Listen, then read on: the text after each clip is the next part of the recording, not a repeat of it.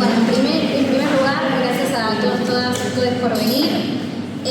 Hoy es la última clase del curso de verano de esta materia que se llama Las izquierdas argentinas y la historia, cuyo titular de cátedra es Pablo López Fiorito, que ya está en las sombras, en la oscuridad, porque no anda la luz del aula, solamente por eso. ¿Consecuencia de mi ley? Sí, sí, la verdad que sí, terrible lo que está sucediendo con el presupuesto universitario. Bueno, yo soy Gaby, soy acá compañera de la materia. Venimos de dos clases en la que la clase pasada estuvimos hablando sobre la dictadura militar, tuvimos una charla sobre qué hacer con la deuda externa argentina, y hoy, en la última clase, hablamos un poco sobre la guerra de Malvinas, posturas partidarias alrededor de eso, teniendo en cuenta que hoy, este año, se cumplen 50 años del golpe militar. Pensamos en hacer como cierre de charla de cursada, una conversación acerca del estado de la democracia en nuestro país, que es algo que surgió muchísimo también en otra charla que hicimos, que era sobre contexto internacional, geopolítica, hablamos bastante de Trump.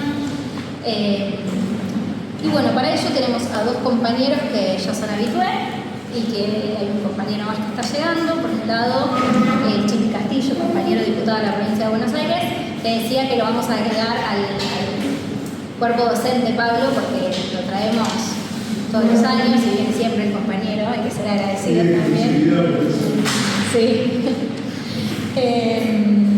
Y por otro lado tenemos al compañero Juan María, que también vino el año pasado, diputado nacional de Unión por la Patria, y estaría llegando otro compañero. Quiero decir también que hicimos muchos esfuerzos para que haya compañeras en el panel y estuvimos hablando con las organizaciones. Bueno, hay que hacer mayores esfuerzos todavía para que haya compañeras hablando de estos temas en la universidad. Así que, bueno, gracias por venir en primer lugar. No sé si alguno en particular quiere arrancar. Bueno, el título son los límites de la democracia, ¿no? Me parece que lo primero que tenemos que analizar es las características que va a tener la vuelta del régimen constitucional en nuestro país a la salida de la dictadura. Alejandro Horowitz más popularizó la idea de la democracia de la derrota, ¿no? Y dándole vuelta a ese concepto, me parece que hay que hablar de una democracia de una doble derrota. Por un lado, la del ascenso revolucionario de los 70, o sea, el golpe derrota al movimiento de masas, lleva adelante un genocidio, descabeza a gran parte de toda la vanguardia obrera y popular que se había ido gestando en el Cordobazo, estableciendo un régimen de terror, genocida. Esa es la derrota de la cual después se vuelve, pero poco antes de la caída de la dictadura está el tema del que hablaron ustedes antes, que es la guerra de Malvinas. Y ahí hay una derrota nacional en la guerra de Malvinas, donde la victoria de Inglaterra en la guerra provoca a la vez que favorece el derrumbe de la dictadura, lo hace en condiciones y características que dan lugar a la obturación del antiimperialismo, ¿no? Entonces, de alguna manera, lo que surge a la salida de la dictadura es un régimen constitucional condicionado por estos dos aspectos que tiene la salida del régimen constitucional. Si uno lo pone en el contexto internacional que se va a dar de la caída de las dictaduras latinoamericanas y la vuelta a regímenes constitucionales, el argentino es quizás más tumultuoso, ¿no? Porque las salidas que se van dando son salidas de transiciones pactadas con los regímenes militares. El pacto de Luna en Uruguay, el Frente Amplio. Quizá una única excepción fue un dirigente político del Partido Blanco, Ferreira Minati, que no lo firma, se niega a firmar el pacto que implicaba la impunidad de los militares. De hecho, Uruguay nunca tuvo una apertura de juicios a represores como hubo en nuestro país y hasta posteriormente en Chile.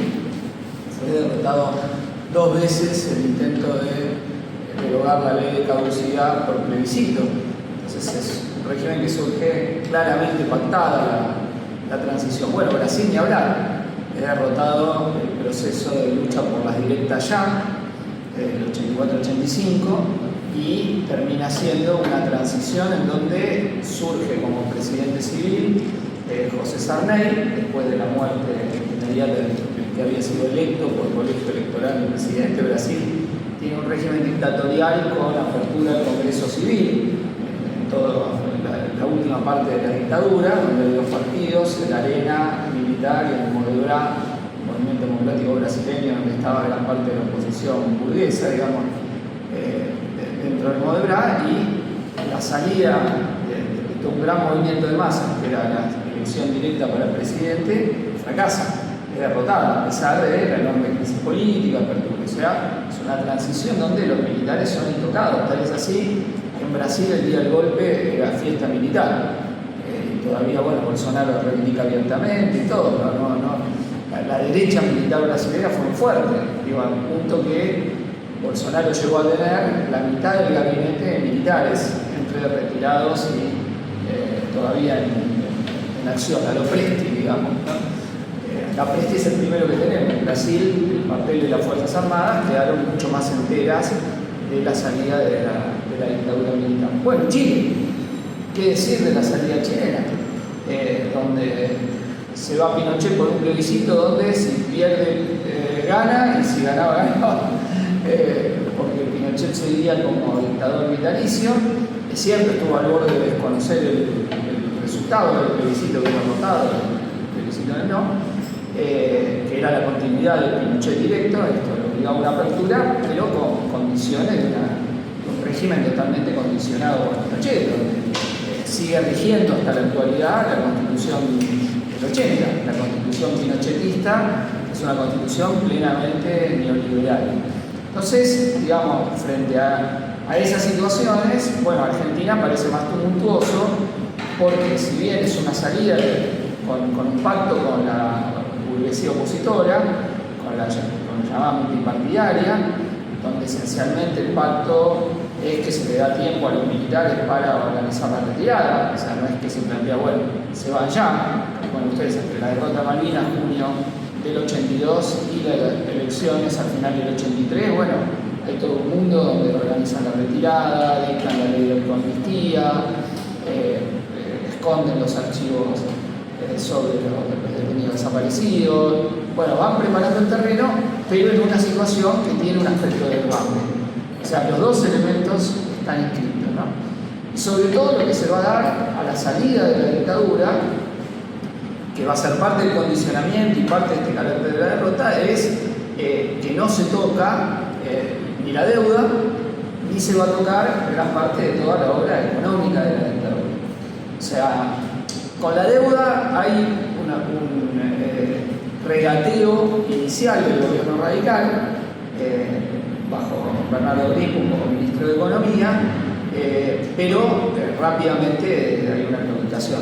Si hagamos un paréntesis, digamos que el tema de la deuda es un gran tema de la campaña electoral del año 1983 y un gran tema latinoamericano, porque México había entrado en cesación de pagos poco después de la guerra de Malvinas, y está toda la especulación de que los países latinoamericanos van a entrar simultáneamente en moratoria y constituir un club de deudores para renegociar con los bancos y los organismos internacionales.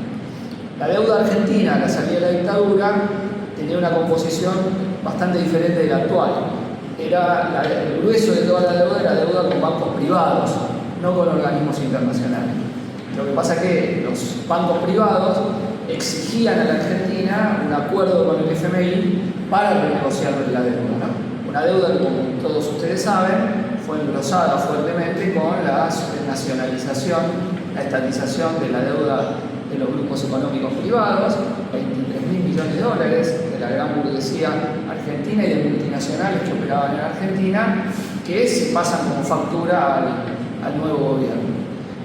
Alfonsín había coqueteado con la idea de que había deuda legítima e ilegítima, que él iba a separar las dos, que alguna parte de la deuda era una estafa sin investigar, nada de eso se hace. Estaba la discusión de la moratoria, del no pago de la deuda, e insisto, todo un debate sobre el club de deudores, con el cual coqueteaban Brasil, México y Argentina que eran los países con mayor deuda, ¿no?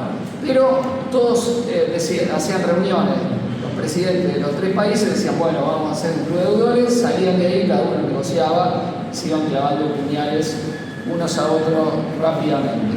La realidad es que después de ese regateo, Alfonsín termina aceptando la deuda, ¿no? Y aceptando los condicionamientos de 2 planes que va a implementar, que es el plan Baker y el plan Brady, que era el esquema que el FMI daba para la economía argentina. Tal es así que hay un famoso acto que hace Alfonsín en Plaza de Mayo, donde convoca en defensa de la democracia, y va gran parte de todas las juventudes políticas. No fuimos los partidos trotskistas, no fuimos a ese acto de Alfonsín, pero sí fue el PC, sí fue el Partido Intransigente, sí fue la Juventud Peronista. Y Alfonsín desaira toda la movilización porque en vez de decir, bueno, estamos contra los fachos, había atentado de los fachos en ese momento, se discutía, hizo la Junta, había todo un debate, lo que hace es decir, vamos a hacer una economía de guerra. Hace un discurso de economía de guerra que era justo, ¿no? Alfonsín cuenta que en ese acto estaba Patricia Bullrich comandando la columna de la Juventud Peronista, una de las columnas de la Juventud Peronista, y le tocaba el bombo de abajo y no lo dejaba hablar, ¿no? Y Alfonsín dice, no hizo un buen discurso porque estaba mezclado con eso. Pero lo cierto es que dicta la economía de guerra y es parte de lo que va a ser la cultura del sector progresista que había apoyado a Alfonsín.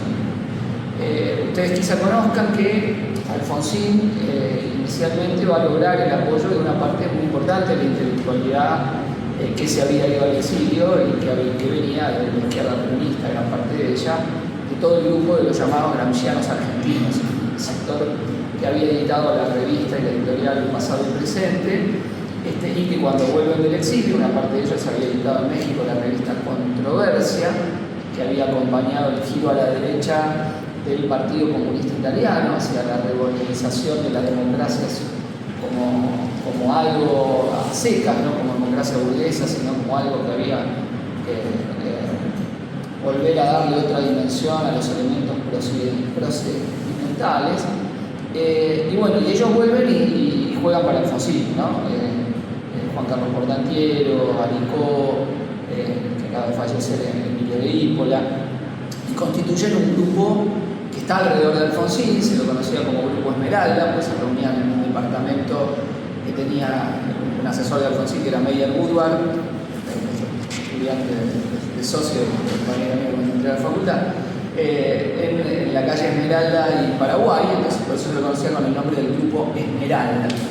Y ese grupo de intelectuales que venían de la izquierda va a ser una apoyatura del discurso de Alfonsín. De hecho, son los que van a trabajar la idea de que el alfonsinismo tenía que constituir un tercer movimiento histórico, o sea, después del radicalismo, del irigoyenismo y del peronismo, un tercer movimiento histórico popular, que iba a ser una superación de esa dicotomía, parte de lo cual, de ese relato y de ese discurso, está presente, junto con la idea de 2 demonios, en las películas La República Perdida 1 y 2, ¿no? Que son, de algún modo, el manifiesto alfonsinista, si quieren ponerlo, en su visión de la historia, una historia muy naif, ¿no? De civiles contra militares, de secuestros y encuentros, bueno, muy trabajando en esa clave. Pero, de hecho, la idea del tercer movimiento histórico está expresada en un discurso que da Alfonsín en el Parque Norte, en un famoso acto que él hace, redactado por el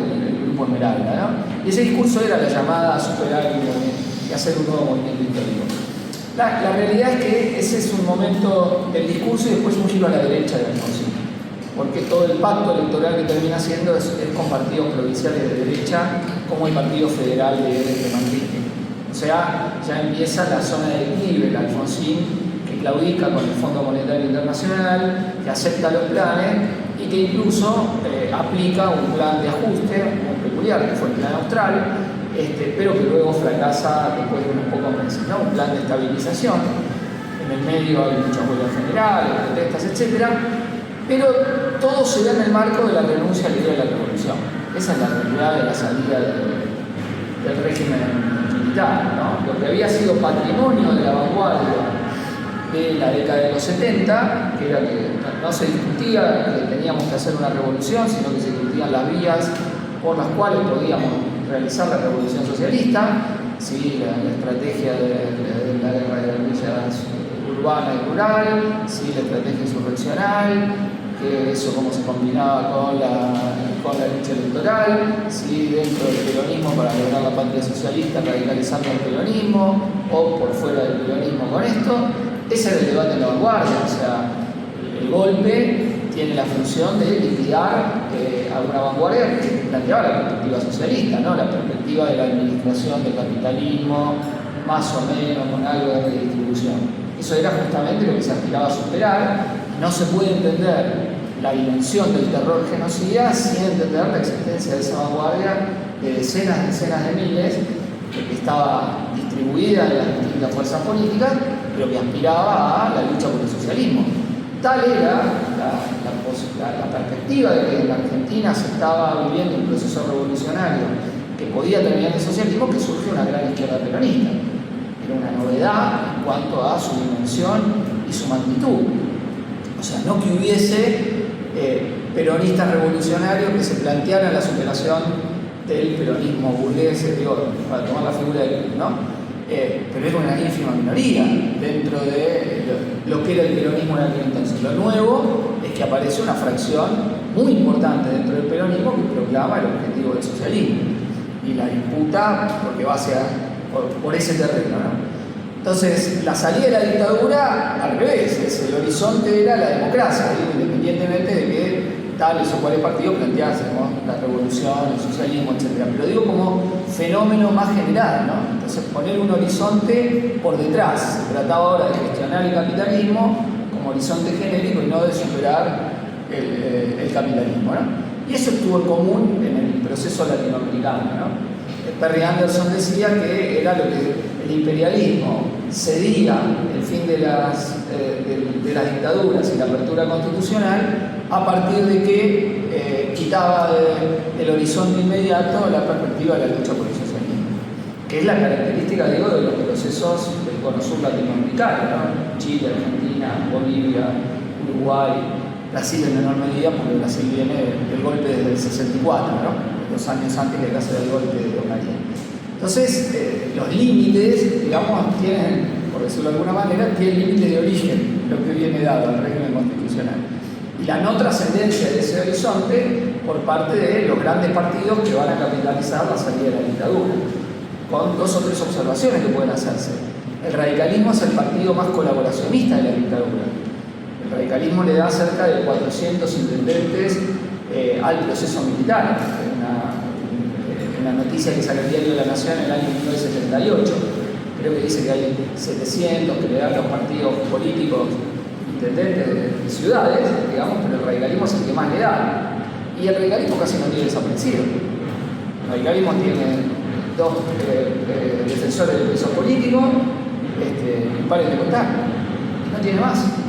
O sea, y es un partido que era muy colaboracionista de la dictadura militar, tenía un ala que se reunía todo el tiempo con los militares, influía sobre el resultado de los reyes, pero paradójicamente es el partido que va a aparecer y que gana la interna. Alfonsín, que era la izquierda del radicalismo en ese momento, el ala socialdemócrata contra el ala balvinista, más tradicional, y entonces se apropia como el que más iba contra la dictadura, ¿no? La consigna de la Juventud Radical era somos la vida, somos la paz, somos la Junta Coordinadora Nacional, cantaban en aquel entonces, con un lenguaje difícil de entender, porque los manuales de formación política de la Franja Morada eran cómo se divide el país, pueblo y antipueblo, oligarquía y pueblo, imperialismo, antiimperialismo, ¿no? Todavía ese lenguaje estaba heredado cuando salimos de la dictadura militar por ese sector, dentro de un partido, insisto, con un sector que fue muy colaboracionista de la dictadura militar. Bueno, el peronismo sufre, obviamente, el golpe de Estado y tiene alas de todo tipo, ¿no?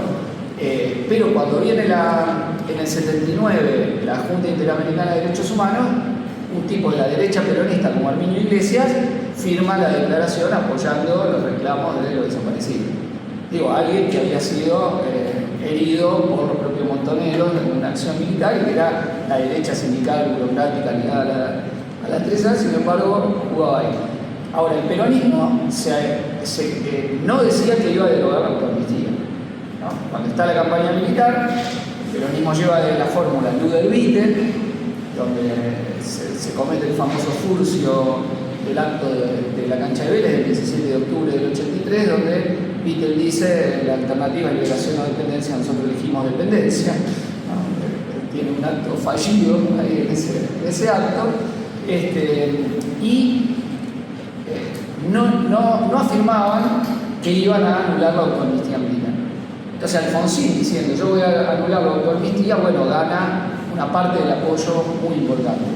Que tiene algo de verdad, lo que él decía, dice, a mí no me votaron los obreros votaron masivamente al peronismo, pero me votaron las mujeres de los obreros, en los barrios, digamos, ¿no? Entonces, eso explica un resultado impensado, porque verdaderamente fue impensado, que gana el radicalismo en la provincia de Buenos Aires. Ese resultado no se lo esperaba nadie. Armendáriz salió, el gobernador, Armendáriz y Rulet ganaron algo que eran candidatos para perder y ganaron la elección, porque efectivamente había mucho descrédito de la fórmula peronista y también los candidatos que pusieron la gobernación de la provincia, Miguel Iglesias, etc., eran candidatos no muy populares, digamos, y pierden la elección y bueno, se da ese proceso de recomposición posterior que toma el nombre de renovación, primero con Cafiero, Menem, que era el más alfonsinista de todos los gobernadores peronistas, era como los gobernadores de ahora del norte que se van con Milei, que coqueteaba con Alfonsín. Alfonsín favorece en la interna contra Cafiero y Menem termina ganando. O sea, Alfonsín tenía la hipótesis que un tipo como Menem nunca podía ganar la elección y se equivoca y Menem logra y le gana la elección con un discurso de salariazo de revolución productiva contra un discurso de ajuste. El discurso del ajuste lo tenía Angelos, el candidato radical,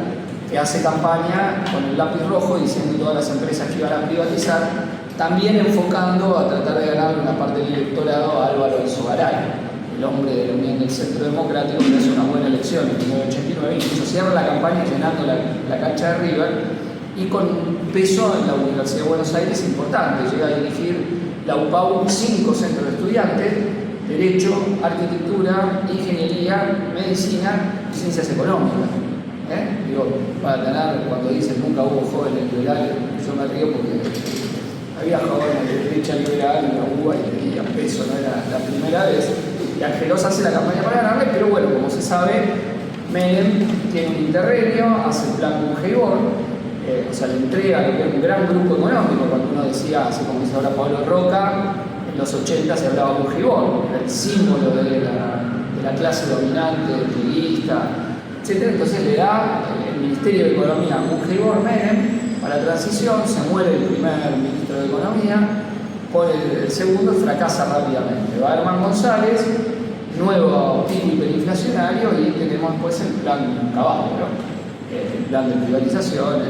Menem girando, digamos, la línea con que había hecho campaña electoral y subiéndose al tren neoliberal. Que también, hay que marcarlo, se da como una tendencia latinoamericana. O sea, así como la salida de las dictaduras, las democracias pactadas, las transiciones pactadas, tienen un correlato latinoamericano, la deuda tiene un correlato latinoamericano, la introducción del neoliberalismo en los 90 en América, en nuestro país y América Latina, tiene un correlato latinoamericano.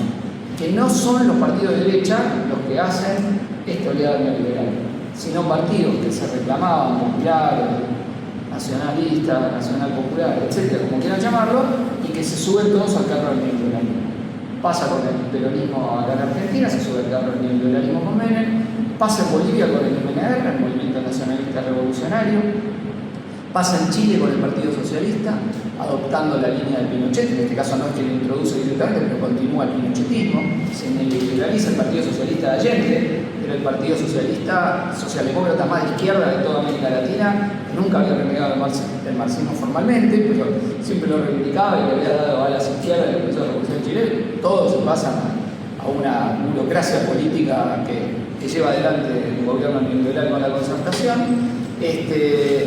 Y en Brasil no es exactamente lo mismo, pero tiene un punto de parentesco porque Fernando Henrique Cardoso, un intelectual, autor de la teoría de la dependencia, quien va a ser primero ministro de Economía de Collor de Mello, implementa el plan real, una versión atenuada de lo que va a ser el plan de convertibilidad, y luego aplica él también las políticas neoliberales. Entonces, hay un corrimiento de conjunto de sectores de lo que se llamaría progresismo, llámelo de otra manera, no se lo decía de esa manera, sino más o menos nacionalista, partidos nacionalistas burgueses, antiimperialistas, y me olvidaba de uno muy importante, que es el AMPLA peruano, que también es aplicador con el García de todas las políticas neoliberales. Entonces eso es muy interesante porque ¿qué haber tenían para aplicar el neoliberalismo? El control de gran parte del movimiento de masas. O sea, la gran pregunta en los 90 era, che, ¿esto se puede aplicar sin dictadura de nuevo? Porque había empezado la dictadura de Pinochet. Entonces, sí, se podía porque estaba el control de gran parte de la burocracia política y del control de los sindicatos, que tenían estos partidos y estos movimientos que facilitaron la política de penetración de la línea del neoliberalismo puro y duro que se va a aplicar en los 90 con privatización, flexibilización laboral, donde las conducciones sindicales se suben al tren de eso. Incluso se meten en consorcios privatizadores de las empresas, digo, para ver hasta dónde llegó. Colaboracionismo a gran escala, hay un sector resistente, pero el grueso de las conducciones sindicales apoya, digamos, esa línea, ¿no? Entonces, bueno, eso es la profundización y la consolidación de ese régimen de la derrota, al cual incluimos los dos elementos de impunidad, que fueron las leyes del radicalismo, el punto final de evidencia vía, y luego los indultos menemistas. La descomposición con Menem de toda la izquierda peronista. O sea, cuando salimos de la dictadura todavía queda una militancia de lo que era la vieja tendencia importante, no era menor, largan una línea al interior del peronismo llamada entonces movilización peronista, pero llegan hechos puré al menemismo, ¿no? Ustedes saben que Alfonsín, en forma totalmente irregular, ilegal, lo manda a detener a Firmenich en Brasil, lo mete preso, y en esa circunstancia de persecución y prisión que tenía la Conducción Montonera, decide apostar por Menem y apostar por el indulto, ¿no? Juegan favorablemente al indulto, los algunos van a decir que se estuvieron mal, que se arrepentían, etc. Pero en ese momento juegan por la línea del indulto que tira Menem y que consolida la impunidad para los conocidos. Entonces es muy interesante porque en los 90 un cantito que se coreaba en las marchas era: a los milicos los salvaron sus amigos, la democracia peronista y radical, ¿no? Estaba ligado a las leyes de impunidad y los indultos. Y efectivamente era una configuración muy peculiar, porque el radicalismo se había agotado, estaba muy en crisis, y el peronismo era menos, con muy poquitos opositores que habían hecho el grupo de los 8, el Frente del Sur, el Frente Grande, el Frente Paso, pero verdaderamente una minoría, eran 8. Era un bloque de diputados muy grande, era un pequeño sector que se había opuesto. El grueso había jugado en la línea del medio. Bueno, historia conocida lo que viene, de la Rúa, continuidad de esto, explosión, crisis, como terminan todos estos planes de ajuste, en crisis y rebeliones populares, rebelión del 19-20 y apertura de un nuevo continente. Esa es la realidad.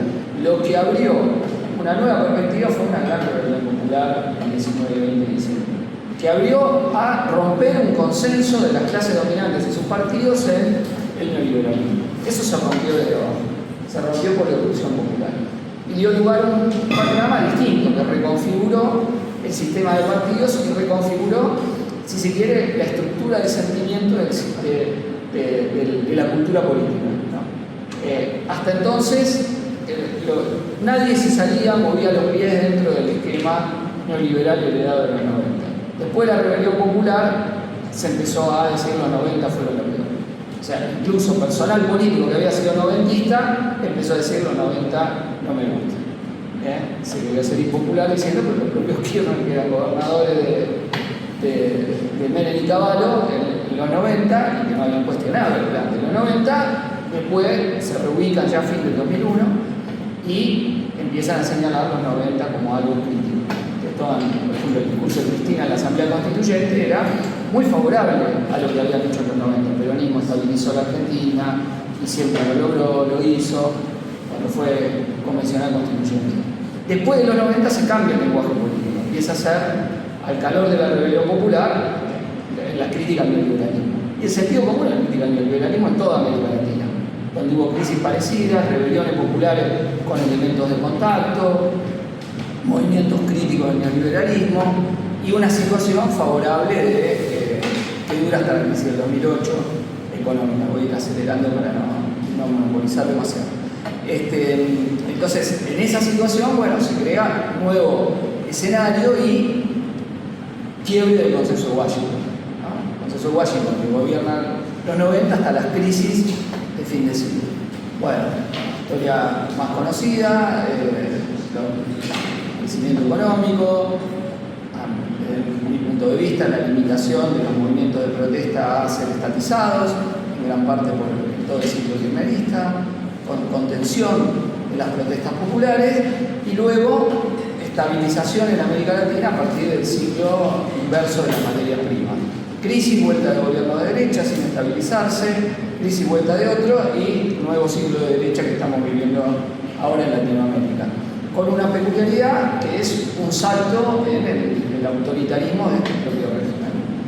Porque efectivamente una característica del ciclo de Milei es el hecho de más peso de lo que los marxistas llamamos bonapartismo o decisionismo en la ciencia política, donde el poder ejecutivo hace más lo que se le canta. No le gusta una ley, la veta, pierde el veto, no la aplico. Lo que estamos viviendo ahora, por ejemplo, en la universidad, ¿no?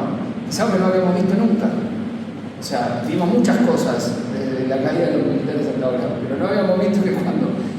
primero que no habíamos visto reversión de veto porque es muy difícil dar vuelta un veto. El sistema constitucional argentino es un sistema muy presidencialista, muy difícil sacar 2/3 de cada cámara.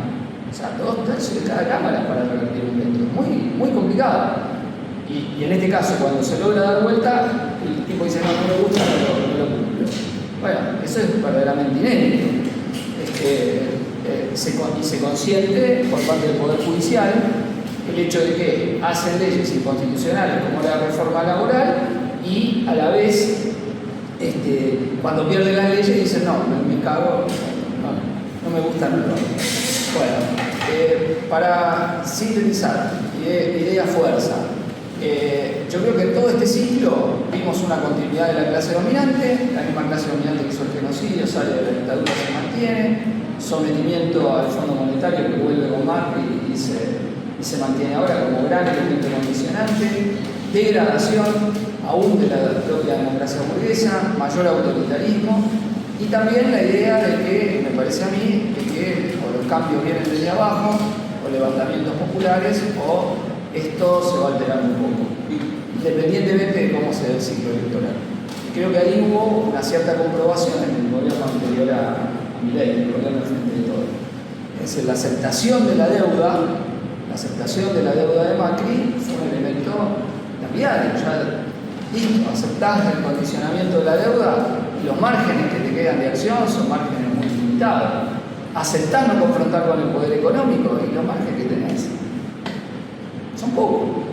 O sea, o hay una confrontación real con el mismo poder económico que vino a la salida de la dictadura, se consolidó, se reconfiguró, se diversificó, bueno, etc. O verdaderamente no creo que haya salida para la situación de dependencia y recolonización que estamos viviendo en este momento, donde la línea que viene desde los Estados Unidos a partir de la puja con China es América Latina, mi protectorado, mi territorio, ustedes son procónsules a lo sumo, que vienen a cumplir mi mandato, nos queremos quedar con todos los recursos estratégicos, juegan de este lado nada, y esa es la línea, y donde yo creo que todos los que tienen la ilusión de inserción inteligente, no tan bueno, tan malo, no, son ilusiones, es una línea pura y dura, que es de primarización aparte de la economía, ese es nuestro lugar en la División Internacional del Trabajo, eso tampoco los chinos están muy en desacuerdo, ustedes son primarizados, provéannos de esto, los yanquis dicen no, déjennos esto a nosotros, entonces no es sencilla la tarea, pero pensando en términos de clases sociales es una tarea que no va a llevar adelante ningún sector de la clase dominante, que a lo sumo busca un esquema como el que estamos viviendo hoy, aperturista, de dólar barato y extractivista a la vez y de bajos salarios, a lo sumo poner un poco de proteccionismo y un poco de evaluación. Esa es la interna de la clase dominante. Lo que Roca le cambiaría al plan Milei. Un poco de proteccionismo y un poco de evaluación. Y después sigue lo mismo. Reforma laboral, subordinación, sometimiento popular, alineamiento con Estados Unidos, todo eso, la clase dominante inglesa. Entonces, alterar eso, ¿qué requiere? Una gran irrupción de la clase trabajadora. No hay otra posibilidad. O sea, hay que cambiar el foco de quién tiene el poder, ¿no? Si el poder lo sigue teniendo esta clase dominante, las cosas que se pueden mover serán cosméticas. Si puede haber una irrupción desde abajo, es lo que verdaderamente puede transformar esto y, desde nuestro punto de vista, la necesidad de que surja un gran partido de la clase trabajadora que supere la experiencia histórica del peronismo y pueda actuar en el sentido de transformar las relaciones de clase en nuestra sociedad. Bueno, hasta acá llegó pues algo más. Muchas gracias.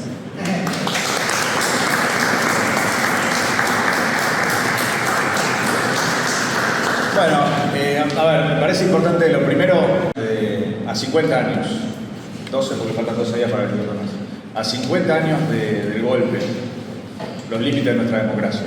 En relación con los 50 años del golpe, me parece que lo primero y más importante es convocar a movilizar. Estamos a 12 días del 24 de marzo, es un aniversario histórico, son 50 años. Desde que empecé a militar, para mí siempre las marchas del 24 de marzo fueron un evento político, militante, muy importante, era una obligación política, ética y moral estar en la marcha del 24 de marzo, y me parece que esa memoria histórica, que esa tradición la tenemos que sostener al día de hoy, que tenemos que convocar a las nuevas generaciones a sumarse a esas movilizaciones. Va a ser muy grande, muy importante la marcha del 24 de marzo en este 50 aniversario, así que lo primero es llamar a movilizar, llamar a participar de la marcha Plaza de Mayo y a convocar a compañeras y compañeros de estudio, de trabajo, familia, conocidas y conocidos, a que todos marchemos el 24 en el 50 aniversario. Y más aún en un 50 aniversario en el contexto de este desgobierno de Javier Milei, donde ahí entra la discusión de los límites de nuestra democracia. Que está bueno el título porque Milei está todo el tiempo testeando cuáles son los límites de esta democracia semicolonial que tenemos en Argentina. Constantemente va testeando hasta dónde puede avanzar contra la democracia. Y por lo tanto, lo primero que yo diría cuando discutimos cuáles son los límites de nuestra democracia, yo diría que el primer límite de nuestra democracia hoy es que nuestra democracia no le está haciendo un juicio político a Javier Milei. Ese es el primer límite. Nuestra democracia entendida como las instituciones que la componen, como los partidos políticos que la sostienen, como los partidos políticos que la configuraron parcialmente en la reforma constitucional del 94, el peronismo y el radicalismo, que sostuvieron dentro de la Constitución el instituto del juicio político como la herramienta para ponerle un límite al presidente de la nación cuando incurre en mal desempeño, por ejemplo, y hoy no lo están haciendo. Y Milei sigue avanzando sobre los límites de nuestra democracia y reduciendo los márgenes democráticos de nuestro país. Él tiene el objetivo de destruir la democracia en Argentina. Entonces, lo segundo para decir en este aniversario, 50 aniversario del golpe, y cuando discutimos la democracia en Argentina, es caracterizar a Milei como un enemigo de la democracia que la viene a destruir y qué hacemos nosotros para ponerle un límite. También entendiendo, y dado que esta es una cátedra que estudia a las izquierdas en la historia argentina, que para la izquierda las conquistas propias de la democracia obrera y de la lucha por las libertades democráticas dentro de la democracia burguesa son muy importantes y hay que defenderlas. Lenin en el Quehacer planteaba que los revolucionarios, que la clase obrera militante, teníamos que ser combatientes de vanguardia por la democracia. Y por ejemplo, la reforma antilaboral que aprobaron ya en el Congreso de la Nación es muy nítida en el ataque que establece en contra de esas conquistas de la democracia obrera dentro de la democracia burguesa. La conquista del derecho a huelga, la conquista del derecho a la sindicalización, incluso también la disputa histórica que damos contra el famoso artículo de Onganía en el Código Penal contra los piquetes, nosotros en defensa del derecho a la protesta, apoyándonos también en el derecho a la protesta que está consagrado en la Constitución. Bueno, todas esas conquistas democráticas que logramos ellos las vienen a demoler. Es explícito el proyecto, la ley de reforma antilaboral, que es antilaboral. Esa es la forma rigurosa de denominarla porque vinieron a destruir el orden público laboral que se construyó durante décadas de lucha de la clase obrera en Argentina. Explícitamente pretende terminar con el derecho a huelga, con esto de las los servicios esenciales y los servicios de importancia trascendental, donde siempre hay que garantizar los 75% o 50% de la actividad. O sea, básicamente es el virtual fin del derecho a huelga, la penalización de los piquetes y las ocupaciones de empresa, las restricciones a hacer las asambleas. Para hacer una asamblea ahora le tenés que pedir con una semana de anticipación al patrón que te deje hacer la asamblea dentro de la empresa. O sea, es ridículo. Es una pretensión autoritaria que implica destrucción de conquistas de la lucha obrera, de décadas de lucha obrera que se habían establecido dentro de esta democracia semicolonial que tenemos en Argentina. Así como eso hay muchas otras cosas más. El objetivo de destrucción de la democracia se verificó desde el principio cuando con el DNU 70 la ley base vino a suspender de hecho la Constitución Nacional, arrogándose para sí superpoderes, poderes extraordinarios que están prohibidos por la Constitución Nacional y que sin embargo con el DNU 70 de la ley bases se arrogó y lo sigue ejecutando, por más que incluso vencieron desde el punto de vista formal con eso. ¿No se acuerdan las cuentas regresivas esa de Sturzenegger, que decía cuánto tiempo tenía por la ley base para seguir con su tarea de destrucción de derechos populares y demás? Bueno, siguen ejerciendo esos superpoderes, se siguen buscando los límites, siguen testeando los límites de esta democracia. Y lo del juicio político es muy importante, en el sentido de que, así como nuestra democracia tiene límites, también dentro de nuestra democracia hay conquistas y hay que apoyarse en esas palancas para desenvolver una lucha política y una lucha en el terreno, en todos los planos, una lucha integral. Y la consigna del juicio político a Javier Milei tiene un sentido no solamente desde el punto de vista institucional formal de que es lo que objetivamente corresponde, porque es evidente que él incurre en mal desempeño en un montón de aspectos, Libra, Andis, el DNU 70, la ley bases y un largo etcétera, una lista larguísima de cosas por las cuales corresponden, desde el punto de vista formal, institucional. Cualquier constitucionalista sincero, honesto, te tiene que decir que todas estas causales de mal desempeño ameritan por lo menos que arranque el proceso constitucional de juicio político en la Cámara de Diputados, que se lo inicie a investigar a Javier Milei. Desde ese punto de vista, naturalmente corresponde. Ahora, hay un problema fundamental, me parece a mí, que es el problema de la guerra a la hora de discutir la democracia. Porque el problema de la democracia y la guerra no están disociados uno de otro. No está disociado el hecho de que Trump está intentando fascistizar el Estado estadounidense con esto del ICE, con su decisión de ir a una guerra contra el mundo entero. Es un proceso interconectado una cosa con la otra. Él requiere de la fascistización de la sociedad estadounidense para poder ir a la guerra contra el mundo. El ICE es eso. El ICE es la formación de esta milicia que estructuraron para perseguir a los migrantes, pero que no solamente persigue a los migrantes, sino que asesina ciudadanos estadounidenses, lo cual motivó protestas históricas en Estados Unidos contra el ICE. Hay ciudades directamente expulsadas al ICE, le puede ameritar la derrota en las elecciones legislativas de medio término de este año a Trump y eventualmente el impeachment del juicio político a Trump en el Congreso estadounidense. Bueno, ese proceso de fascistización está asociado a su orientación de guerra contra el mundo. Fue por Venezuela, ahora por Irán, el próximo objetivo es Cuba, en última instancia la disputa es contra la República Popular China. Y eso tiene que ver con lo que pasa en Argentina, porque fue muy acertada la primera marcha del orgullo antifascista que se hizo el año pasado, cuando Milei dio ese discurso hablando en contra de las personas homosexuales, identificando homosexualidad con pedofilia, ese discurso homofóbico, un discurso transfóbico también, que fue al mismo tiempo que asumió Trump con Elon Musk, y donde por lo tanto Milei desenvolvió una posición explícita de subordinación a ese discurso fascistizante de Trump y de Musk. Entonces, que haya habido una respuesta popular masiva contra Milei con la consigna orgullo antifascista, la marcha del orgullo antifascista, antirracista, fue muy importante porque identificó dónde estaba el problema. El problema es que Trump es fascista. Y por eso Milei, que ideológicamente es anarcocapitalista, que según él como políticamente no puede aplicar el anarcocapitalismo en el gobierno es minarquista, o sea, la tesis de reducir al Estado la expresión mínima de la seguridad y algunos servicios más. Cuando se subordina a Trump es donde se integra a este alineamiento fascista a nivel internacional. Y donde él mismo, cada vez con mayor contundencia y claridad, busca desenvolver esta guerra contra la democracia. Y el punto más claro donde se junta el problema de la guerra interna contra la democracia y la guerra imperialista de Trump, a la cual se subordina Milei contra el resto del mundo es en este nuevo anuncio que hicieron en marzo del escudo de las Américas y lo que firmó Presti, que como dijo el Chipi, primer ministro militar, ministro de Defensa militar. Se había conquistado en Argentina que los ministros de Defensa sean civiles. Bueno, ministro militar que firma con Hexet esto de la colaboración militar para el supuesto combate contra el narcotráfico.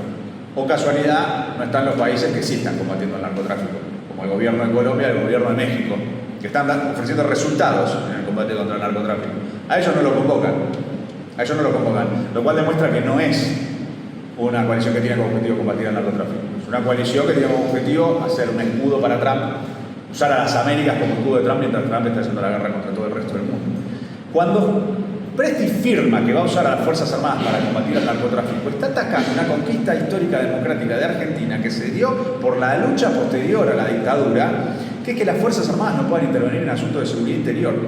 Eso es una conquista democrática producto de años y años de lucha contra la impunidad de los militares, contra la dictadura militar, por memoria, verdad y justicia, de movilizaciones que año tras año fueron incrementando en su masividad, en su volumen, en la cantidad de organizaciones que participaban. Bueno, lo del 2x1 también fue la expresión en la calle de la vitalidad de esa memoria histórica, de esa lucha.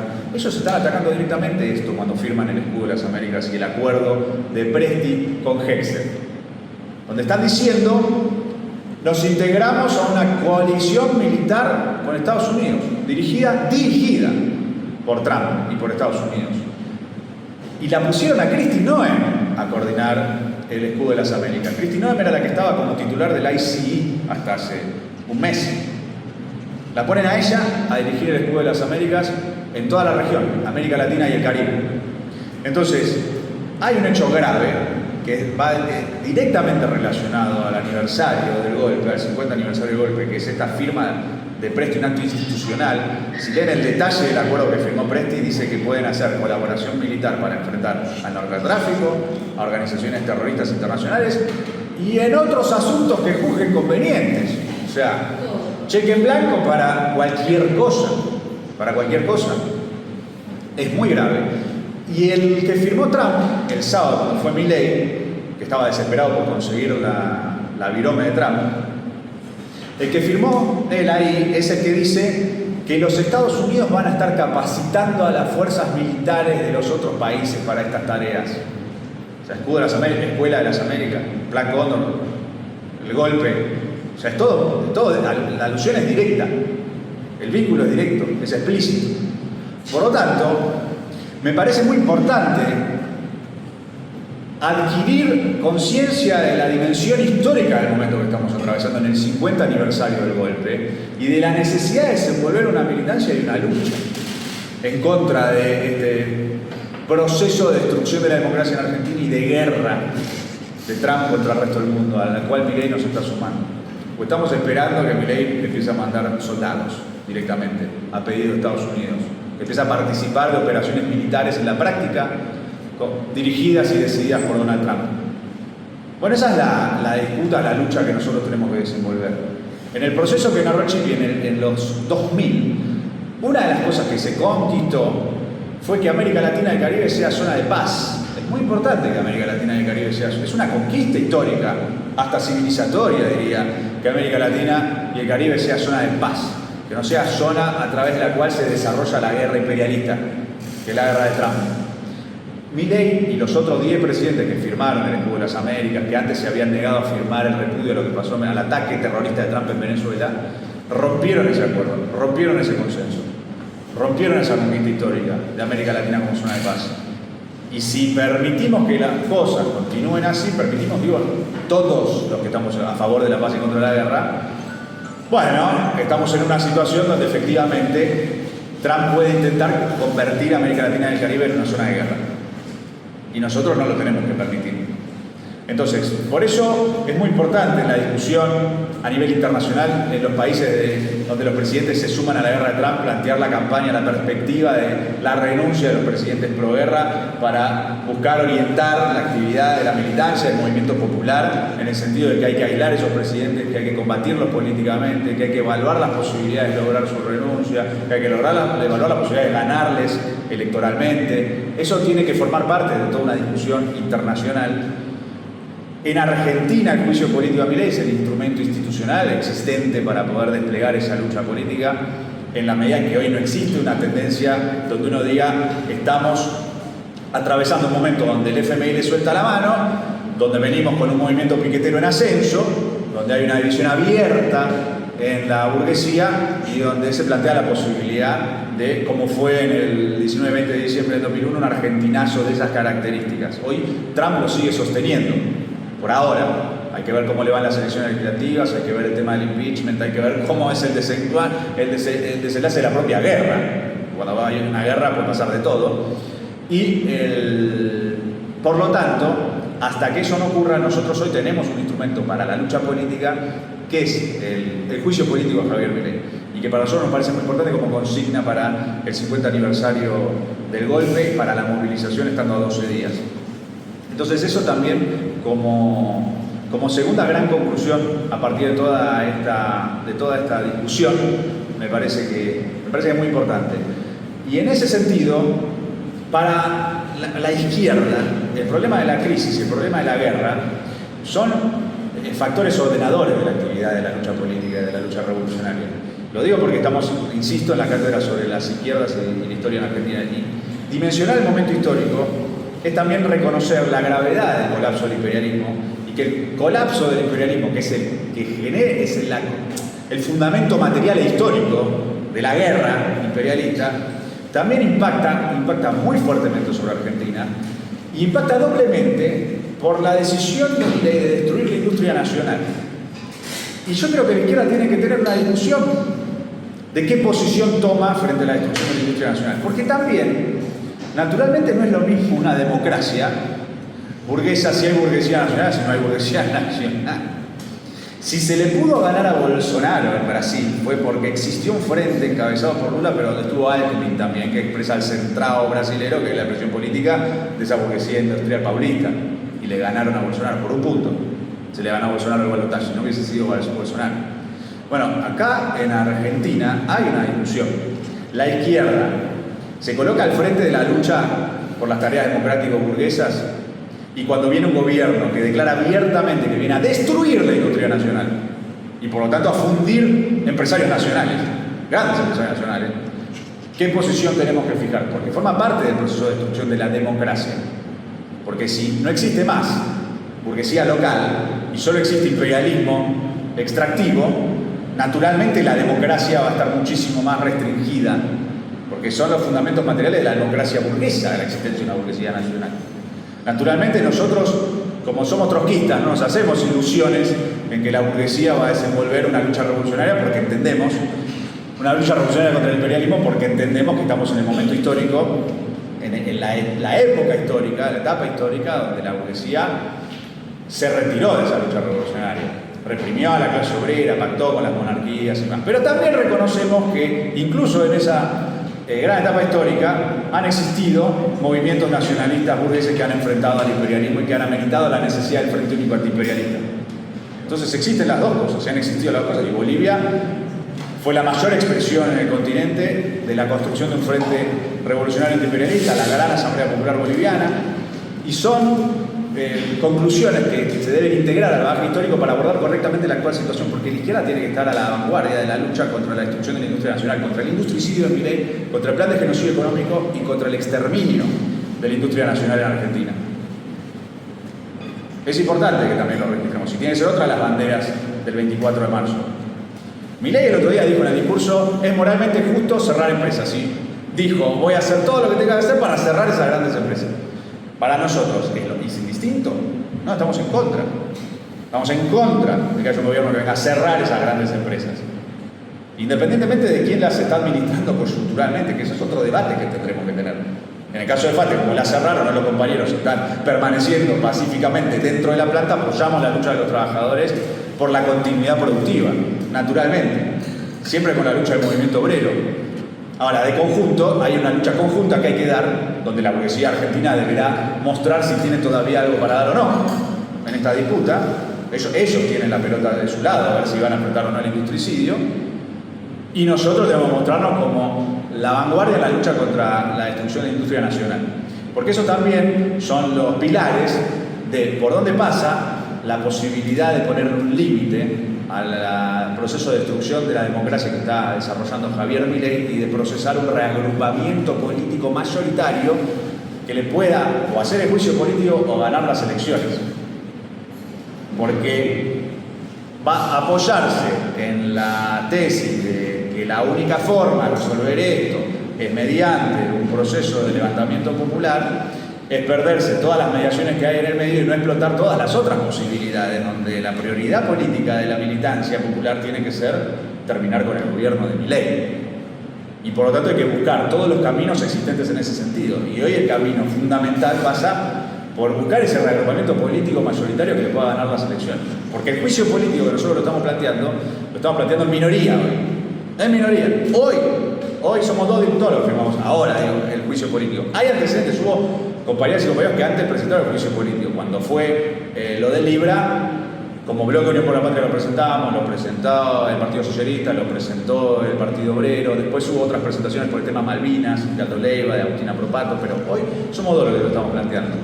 Lo estamos diciendo porque, dado que somos catastrofistas, caracterizamos que la guerra y el colapso del imperialismo pueden llevar a conclusiones que adelanten y aceleren los tiempos en Argentina, que pueden llevar incluso a un quiebre del propio oficialismo, de tan grave que puede ser la crisis. Se puede reabrir un escenario donde el juicio político esté planteado, y nosotros ya lo estamos planteando para que ese camino esté postulado. O incluso si Milei llegase a ganar las elecciones de 2027, puede ser después de que gane las elecciones de 2027. También lo planteamos en función de eso, porque lo que no queremos son otros 4 años de Milei. Lo que no queremos son otros 4 años de Milei.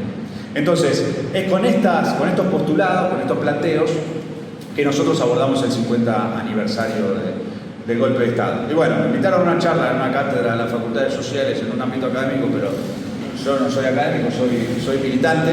El Chimi combina las dos cosas, académico y militante. Yo soy militante político y abordo estas discusiones estrictamente desde el punto de vista de lo que entiendo que es la lucha política que nosotros tenemos que desenvolver en este momento. Así que en conclusión, a 12 días, convocar a marchar con todo el 24 de marzo, y quienes se quieran sumar al juicio político de Milei, va a haber dentro de la enorme marcha del 24 de marzo una columna de las y los que estamos a favor del juicio político a Javier Milei, así que todas y todos invitados a sumarse. Y gracias por el espacio.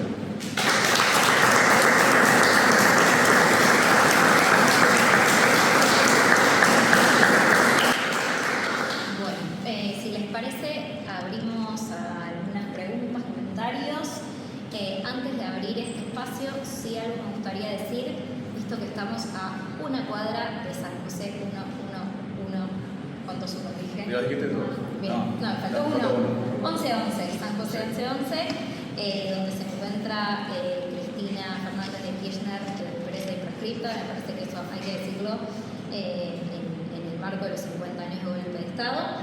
Y también por lo que decías con respecto a Brasil, ¿no? Que Lula le ganó por un punto a Bolsonaro. Bueno, Lula estuvo preso y hubo que sacarlo de ahí, ¿no? Para que él pudiera competir y ganar las elecciones.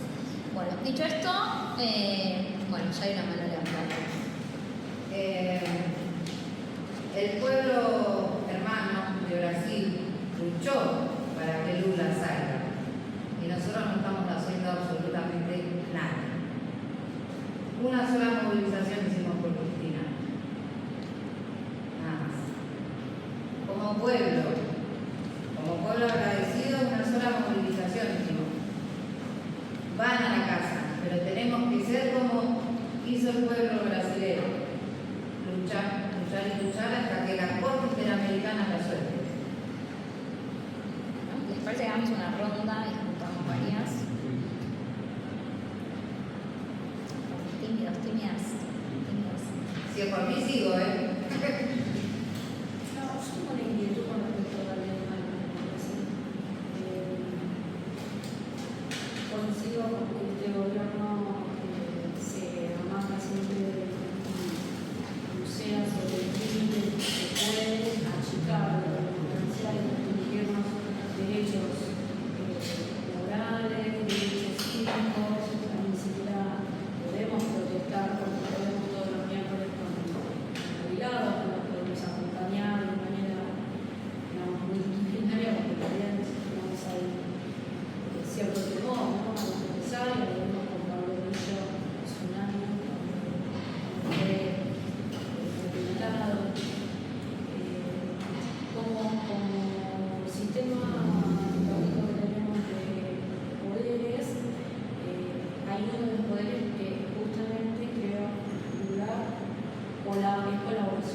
con este mercado de política que se está llevando adelante. ¿Cómo hacemos como ciudadanos para poder revertir, digamos, en el día a día este tipo de atropello? Porque bueno, nosotros tenemos un representante, votamos, pero este gobierno cuatro veces en diferentes oportunidades. Si hay algo del mensaje de quienes llevan la representación no está llegando claramente a evidenciar esta situación. Cuando yo trabajo y tengo la oportunidad de hacer viajes en auto, en ese tipo de cosas, y hago preguntas todo el tiempo para llevar registro de qué es lo que piensa el ciudadano común con respecto a diferentes, digamos, manifestaciones y problemas y situaciones que suceden cotidianamente y no tienen nada que ver.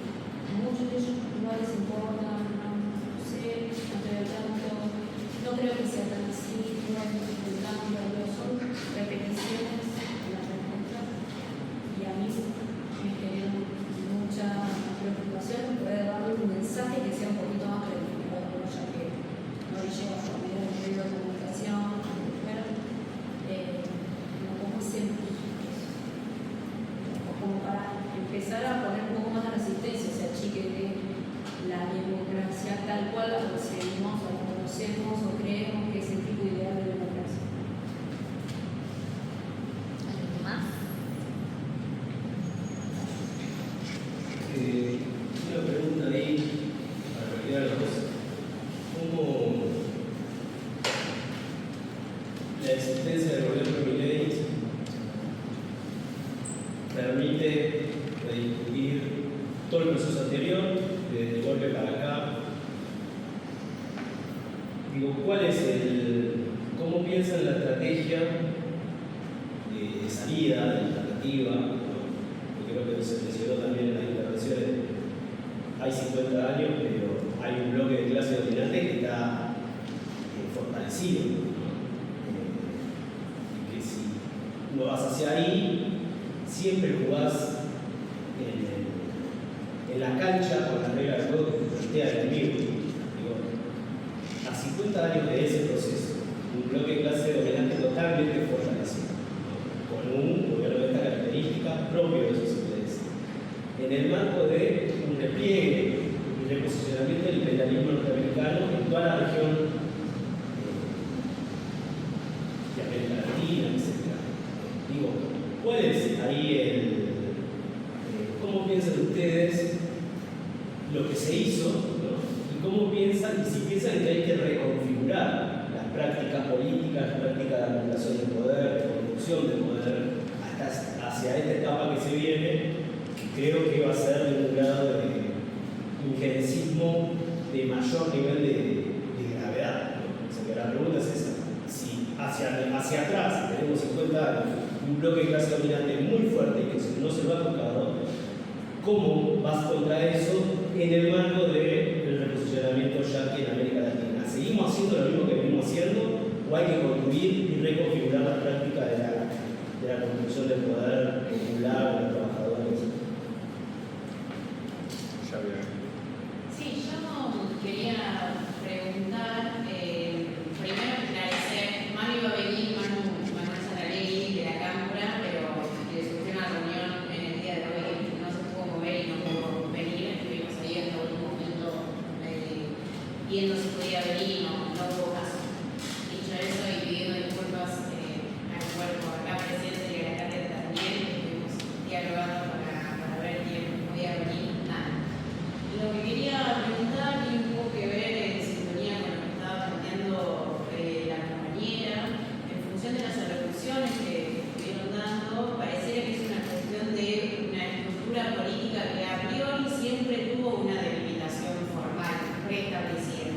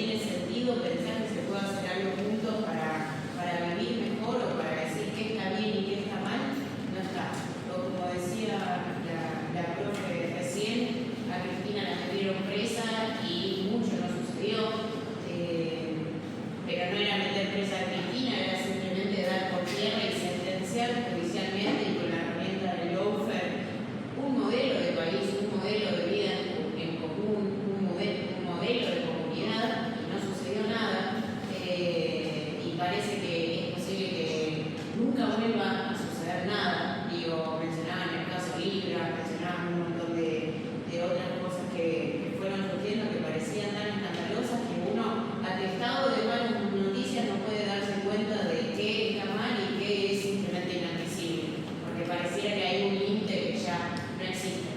Es como si cobrara tanto poder la propiedad que uno, en el valor de pensar en la propiedad como algo que hay que defender, como la vida, la libertad y los bienes, así lo pone Milei, así lo ponen los liberales de toda la vida, y así lo pone sobre todo el anarcocapitalismo, se fuera desapropiando más de lo que tiene y convirtiéndose solamente en un engranaje más de una maquinaria que se levanta para ir a trabajar, se toma un montón de transportes públicos que todos los días están más caros y nunca hace nada al respecto porque o no tiene tiempo, o porque está cansado, o porque luchar no sirve, o porque...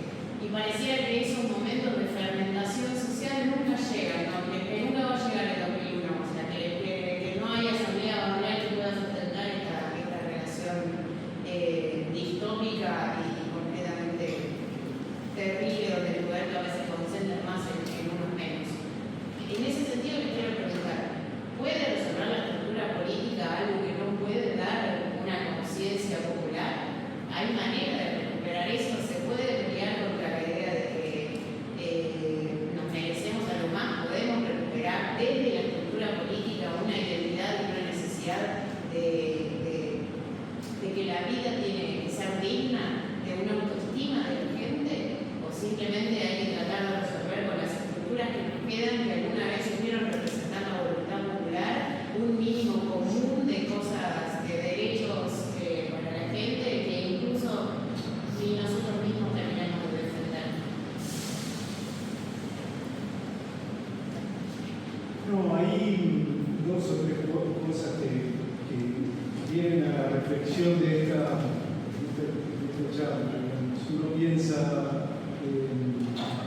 le decía a Chini, cuando me preguntaba cómo venía la charla, yo le decía, un poco viendo el gato silvestre, viendo las entrevistas que el gato silvestre hace, y primero la desesperación del gato silvestre diciendo esto no está llamando, no pasa nada, el pueblo, la conciencia, esta pregunta por el sujeto que seguramente parte de cualquier intervención de aquel que quiera cambiar la realidad, ¿dónde está el sujeto? En el caso hablando es dramática y es una responsabilista, ¿no? Como poco, pero digo, y el gato entrevistando y cualquier interlocutor, no voy a poner nombre y apellido porque nadie se enoje, y cualquier interlocutor de la oposición le dice: sí, este gobierno es anticonstitucional, este gobierno atenta contra cualquier ordenamiento democrático, este gobierno, y después la pregunta siguiente es: o sea, si eso está pasando,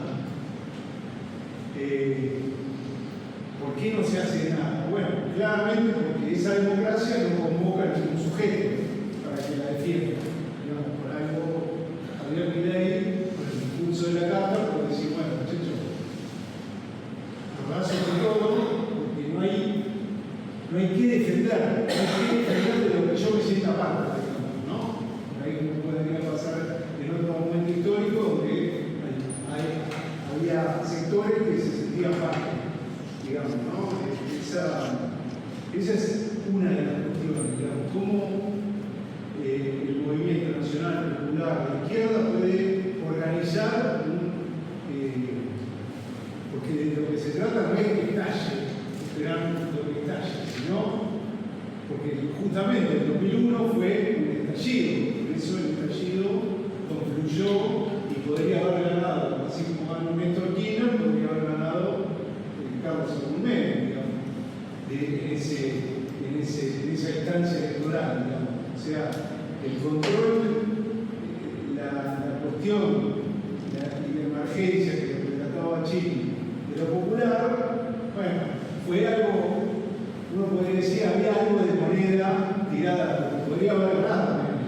Digo, todos los que vivimos en ese momento nos acordamos, era López Murphy y Menem, digamos, ¿no? ¿Cuánto concentraba? Casi 40 y pico %. No quiero meterme con los otros dos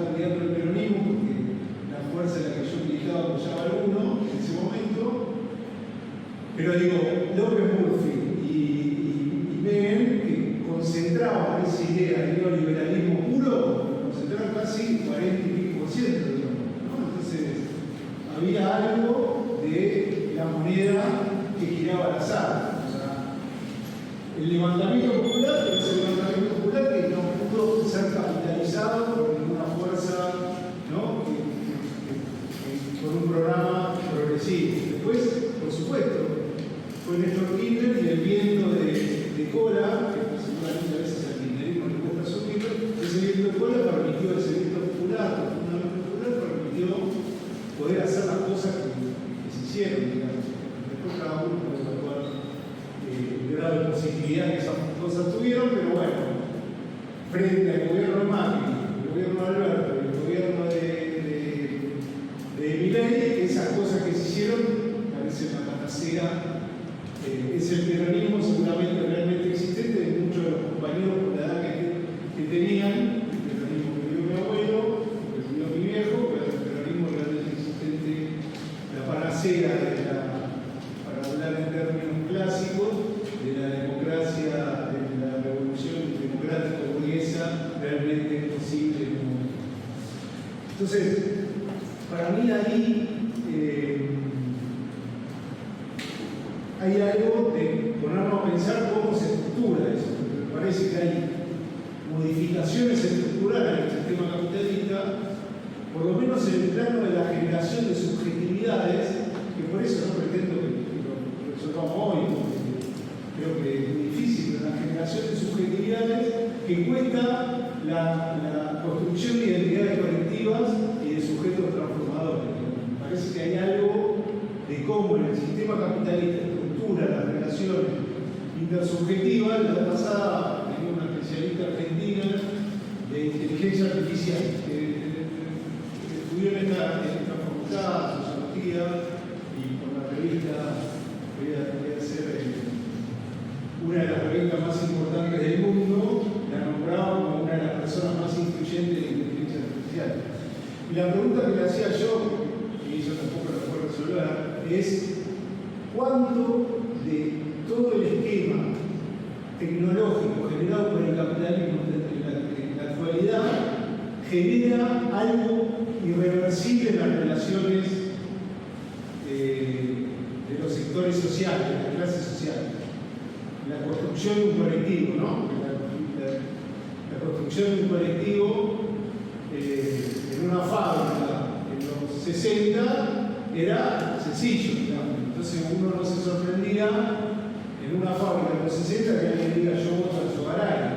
No existía, digamos, nadie podía, o era periodista o era de izquierda, ¿no? Nadie podía votar. Hoy en día los compañeros en la fuente de trabajo por la forma en que se vinculan con otro, pueden tranquilamente tener un ideario libertario, ¿no? Pueden tener otra forma de pensar la realidad. Entonces digo, ¿cuánto? Por eso vuelvo a repetir, es una duda existencial mía, que por ahí es profundamente pesimista, no corresponde a una lógica política. Pero digo, ¿cuánto del proceso de desarrollo tecnológico del capitalismo actual condiciona la construcción de subjetividades transformadoras? Eso no quería complicar la vida a nadie. No, pensando un poco en lo que decía Pablo, me trajo una cosa que mencionaba Amado Udú, que estuvo el martes, hablando sobre el tema de la deuda, que lo comparaba con la situación no solamente de la deuda externa como mecanismo de sometimiento en un país colonial como es el nuestro hoy, sino también la deuda como mecanismo de sometimiento de los hogares y de los trabajadores argentinos. Yo creo que las transformaciones tecnológicas que hemos estado atravesando en los últimos años tan aceleradamente, por ejemplo, algo como la aparición de las billeteras virtuales y del acceso a un préstamo o a un crédito tan fácil, configura un sujeto político nuevo, que esto también lo decía Amado, que no es el mismo que, creo yo, el desempleado en el 2001 o el trabajador de fábrica de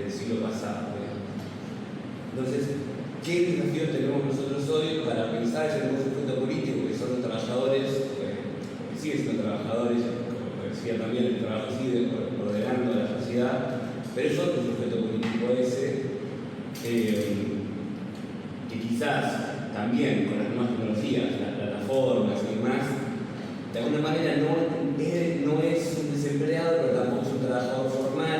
Entonces digo, ¿qué sujeto político se termina armando ahí y cómo interpelar a ese sujeto político? Bueno, digamos. Gracias. ¿Les parece, compañeros? No, a ver, son muchas cosas, vamos a tratar de... ¿Cómo son las últimas preguntas? Sí. Eso, la pregunta. Perdón, porque es justo va concatenado con lo que dijo la compañera acá y ya no podría acá. Yo pienso que nosotros vivimos en un país colonial, absolutamente, que es semicolonial, no tratamos de ser. Es cuento que yo soy activista racista, soy argentino y en este país también he hecho algunos carreras, así que voy a agradecer a mi comunidad de la universidad.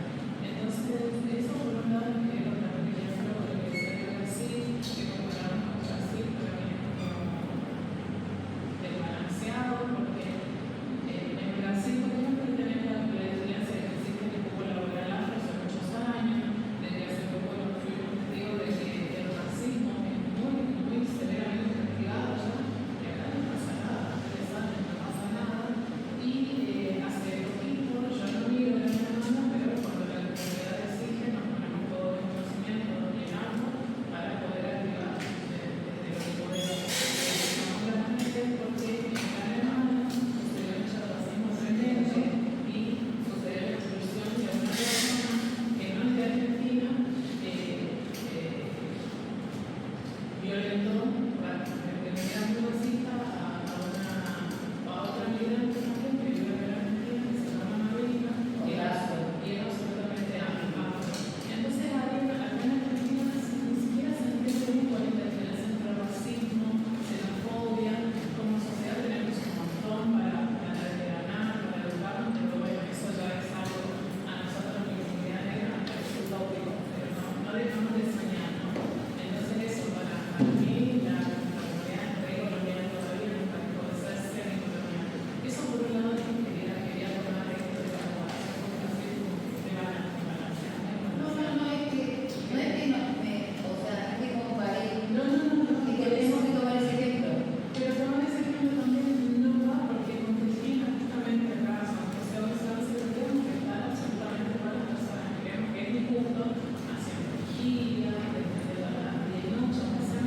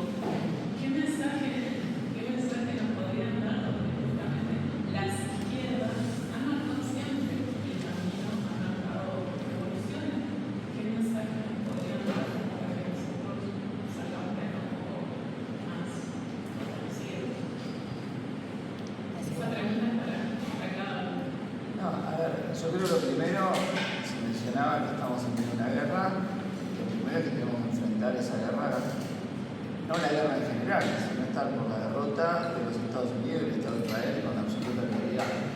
Salvo el frente de izquierda, nadie más ha dicho nada. La guerra, si uno pregunta qué dice el peronismo de la guerra actual, la ley internacional, el derecho internacional, etc. Pero no han sacado un comunicado común que diga que están contra Trump y Israel, que lo que están haciendo es inadmisible, que todos los pueblos del mundo, independientemente de lo que piensen de los ayatolás, tienen que estar por la derrota de Estados Unidos y Israel, pues es una acción colonial que no se puede tolerar. Y eso está en curso. O sea, si le sale mal la guerra a Trump, todos los aliados de Trump quedan mal. Y el tiempo corre en contra de Trump. O sea, la guerra rápida es lo que quieren Estados Unidos y Israel, sobre todo Estados Unidos, y hasta ahora las condiciones que ellos preveían de un ataque rápido, desmoronamiento del régimen o surgimiento de un ala dentro del propio régimen que se transforme en Delcy Rodríguez, es decir, en un sector del propio régimen que capitula y dice que yo soy exclusivo de Donald Trump, no lo han tenido. Hay una ventaja táctica que tuvieron primero Estados Unidos y Israel y luego una desventaja en el control del estrecho de Hormuz que está creando un desbarajuste total en la política y en la economía mundial. Entonces ahí tenemos una disputa abierta, de que lo que ocurra, el resultado de eso va a tener implicancia para todos.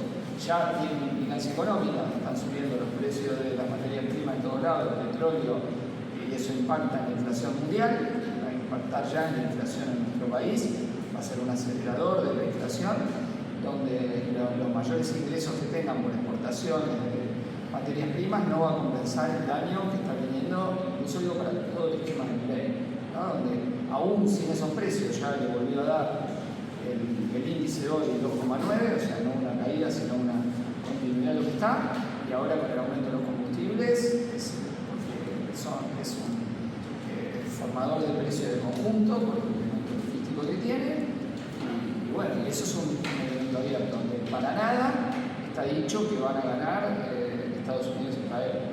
Es una disputa abierta, yo no digo que no van a ganar, pero digo que les está costando más de lo que preveían. Por ahora hay mucha más resistencia de Irán de lo que los tipos veían, y eso tiene efectos internos en Estados Unidos, donde también había límites internos a Trump. En Minneapolis fue un gran límite, fue una sublevación popular que obligó a retroceder a la ICA. Tuvieron que sacar, la propia Christie la volaron, la tuvieron que mandar a la otra función, sacándola, porque hubo una sublevación a partir de la organización por abajo generalizada, desde las escuelas hasta los lugares de trabajo, se organizaron para defender a las personas migrantes y por enfrentar a esta policía fascistoide que, bueno, mató a 2 personas, defendiendo esto, pero una sublevación popular lo derrotó, lo obligó a volver afuera. Y de conjunto en Estados Unidos el clima es de deterioro del gobierno de Trump. Perdió todas las elecciones previas, locales, aún en estados donde había ganado por 15 puntos, después perdió por 17. Es la guerra que se empezó con menor apoyo popular y que tiene menor apoyo popular, entre 27 y 40% según la medición, pero nunca Estados Unidos fue una guerra con este nivel de impopularidad de la guerra y puede terminar una aventura. Y efectivamente, si Trump pierde la elección en medio término o cae antes o tiene otra situación, todos los aliados de Trump son golpeados. Es decir, no nos olvidemos, yo en general trato de señalar que tenemos que tratar en esta coyuntura política con cosas tan cambiantes y tan inestables de ir en contra del impresionismo. ¿A qué me refiero con esto? Milei en septiembre estaba de salida, o sea, pierde por 13 puntos la elección de la provincia de Buenos Aires, el plan no va a ningún lado, estaba de salida. Ya empezaban las reuniones que le pedía el grupo de las 6 a Kicillof si iba a ser el presidencial, vemos cómo está. Bueno, de golpe Trump dijo, no, yo pongo 20 millones de dólares, estabilizo la Argentina, chantajeo al pueblo argentino y logro el diferencial de votos para darle poder político que se mantenga a recomponerse. El 2025, cuando éramos diputados nacionales, fue una paliza el Congreso. Una ley tras otra, perdía todo. Ya había sesiones que sin parar, eran una le hacíamos le ganamos todo a Milei. El gobierno no estaba bien, estaba un gobierno que estaba recibiendo cachetadas y también por las movilizaciones populares que le pusieron freno. Se lo pusimos con las universidades, se lo puso la lucha de la discapacidad, los jubilados, la movilización del sector LGTB el 1 de febrero del año pasado. Bueno, todo el conjunto de lo que vimos, movilizaciones que ciertamente tuvieron un centro, pero fueron persistentes. Y todo eso llevó a que el Congreso termine votando contra Milei, un Congreso con gente que antes lo había votado todo. No se olviden ustedes que la ley Bases, con Milei teniendo solo 35 diputados, saca 147 votos en diputado. El tipo tenía 35, logra un colaboracionismo muy fuerte, que ahora teniendo 90 y pico diputados, no logra. La ley laboral la aprueba con 135. O sea que todo lo que nos vendieron después de la elección, que ahora Milei era todopoderoso, fuerte, eso es el relato. Es un gobierno que tiene una situación estructural muy frágil y vulnerable, con reservas negativas, con un esquema económico que, ni bien venga un viento un poco fuerte, le liquida el esquema del carry trade y puede pasar cualquier cosa. O Sí, si pero ganó porque los gobernadores están todos alineados. no. ¿Me entendés? Llega a esos 135, llega a esos 135 votos a partir de que parte de la oposición, radical, del PRO, eso no oposición, esos son aliados, pero que no habían salido en la propia lista de Milei, el sector del peronismo, que vota efectivamente, le da los votos o el quórum necesario para sacar esa mayoría parlamentaria. Y si uno ve desde la elección hasta ahora, a mí me parece que hay un movimiento inverso entre lo que está pasando por abajo y lo que ha pasado por la superestructura política. La superestructura política, una idea de, bueno, me disciplino a Milei, y por abajo un crecimiento del descontento. Todas las encuestas de opinión de Milei dan una caída de la imagen de Milei, todas, hasta la de Giacobbe, que es una que hace Milei, se la hace en la Quinta de Olivo, y dice, cayó del 50 al 40, que es la que más mide. Todo el resto es en caída. La reforma laboral, después sobre todo de la votación del Senado, que dejó en evidencia para un sector de la población que no le había dado bolilla, que era profundamente antiobrera, subió al 65 y 70 en la oposición. Entonces hay un movimiento en la población que va creciendo ahora en contra del gobierno y un movimiento en la superestructura que por ahora se disciplina al gobierno y que es lo que le permite los avances que ha tenido desde entonces. El paro general fue un parazo. Fue un paro de una envergadura pocas veces vista en la actual configuración de la situación económico-social y de clase de la Argentina. Mostró que se hubiese podido derrotar la reforma laboral con una estrategia de enfrentamiento. Pero bueno, la cúpula de la CNT tuvo una estrategia de entrega, no de enfrentamiento. De entrega total. No movilizó en las provincias donde se sabía que estaban entregando todo. No le movilizó a Jairo en contra, no le movilizó a Jalín, no le movilizó a Sáenz, no le movilizó a Pasalacqua, a Vidal, a los que estaban en el medio. Entonces, ¿cómo? Todos esos tipos subieron diciendo que iban contra Milei. Jairo encabezó la boleta de todo Fuerza Patria. Todos los sectores fueron. Y el que entró por la oposición, supuestamente, a Jairo dentro de la lista Noguera, se pasó con Jairo y votó con Milei. Pero fue todo Fuerza Patria. Y después de 2 años que Jairo ya había votado con Milei. O sea, se hizo el opositor un mes, fue toda la lista, llegó, jugó para Milei. Y Jairo lo mismo. Jairo hizo lo mismo, llegó a la lista de Fuerza Patria, no fue en otra lista, no fue un peronismo, disidente, etc. Y sus diputados le dieron quórum. Sin ellos no había quórum, no había reforma laboral. O no había, por lo menos en esa sesión, reforma laboral. Entonces, ahí hay actores concretos que han favorecido que Milei pueda hacer lo que puede hacer. La conducción de la CGT, insisto, no hizo nada para enfrentar esto. Llamó a una movilización sin paro y un paro sin movilización cuando podríamos haber juntado 300 o 400.000 personas ese día si era pervertido. Pese a eso, el paro fue muy contundente. Muestra que había fuerza para enfrentarlo. No es que por abajo la gente dice qué bueno que me bajan el salario. No, esa no es la sensación. Otra cosa es que se siente impotencia, frustración, no se ve cómo, se ve la defección de los dirigentes que empiezan después abajo, que no te empujen a movilizar. Bueno, todo eso tiene su peso en que eso no termine de cuajar en una acción lo suficientemente fuerte para derrotarlo.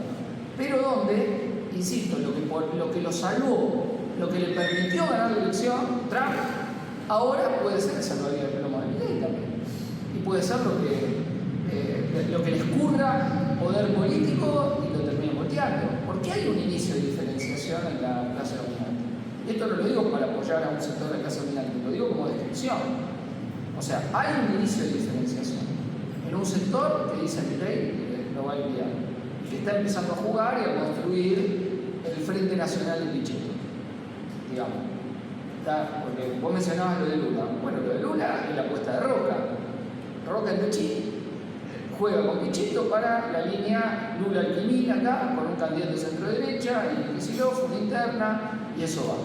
Pero eso es que todo siga sin tocar, es reeditar la experiencia que ya fue el gobierno de Alberto. De hecho, en Brasil, la ley laboral hecha por Temer nunca se volvió atrás.